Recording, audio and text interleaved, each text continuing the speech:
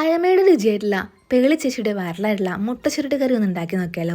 കുക്കറിലേക്ക് ഒരു 1/4 കപ്പ് പരിപ്പ്, ഒരു കഷ്ണം ഉള്ളി, ഒരു തക്കാളി, മഞ്ഞൾപ്പൊടി, ഉപ്പ്, ഒരു കപ്പ് വെള്ളം കൂടി ചേർത്ത് ഒരു 3 വിസിലാവുന്ന സമയം വരെ നമുക്ക് വേവിക്കാൻ വെക്കാം. ആ സമയം കൊണ്ട് ചീനച്ചട്ടിയിലേക്ക് വെളിച്ചെണ്ണ, കറുവാപ്പട്ട, ഗ്രാമ്പൂ, ഒരു കഷ്ണം ഇഞ്ചി, കാഷ്നട്ട്, വെളുത്തുള്ളി, ചെറിയുള്ളി, അതുപോലെ തന്നെ ഒരു ടീസ്പൂൺ പെരുംജീരകം, കുരുമുളക് പൊടി ഇതും ചേർത്ത് പിന്നെ കുറച്ച് തേങ്ങ, 1/4 കപ്പ് തേങ്ങയും പിന്നെ ആവശ്യമുള്ള കുറച്ച് മല്ലിച്ചപ്പ്, ഫ്ലേവറിന് വേണ്ടി മല്ലിച്ചപ്പും ചേർത്ത് നന്നായിട്ടൊന്ന് കളറ് മാറുന്ന വരെ വറുത്തെടുക്കുക.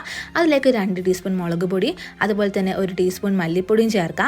ഇതൊന്ന് ആറുന്ന വരെ മാറ്റി വയ്ക്കുക. ഈ സമയം കൊണ്ട് നമുക്ക് ഓംലേറ്റ് ഉണ്ടാക്കി 2 കോഴിമുട്ടയാണ് എടുത്തിട്ടുള്ളത്. അതിലേക്ക് കുറച്ച് കുരുമുളക് പൊടിയും അതുപോലെ ഉപ്പും ചെറിയ ഉള്ളിയും കൂടി ചേർത്ത് നന്നായിട്ട് ബ്ലെൻഡ് ചെയ്യുക. ഈ സമയം കൊണ്ട് നമുക്ക് മിക്സിയിൽ ഈ അരപ്പൊന്ന് അരച്ചെടുക്കുക. നമ്മുടെ കുക്കർ തുറന്നിട്ടുണ്ട്. ഈ അരപ്പ് ഇതിലേക്ക് ചേർത്തിട്ട് നന്നായിട്ടൊന്ന് തിളപ്പിക്കുക. നമ്മുടെ ഓംലെറ്റ് ചുരുട്ടി കഷ്ണങ്ങളാക്കി വെക്കുന്നുണ്ട്.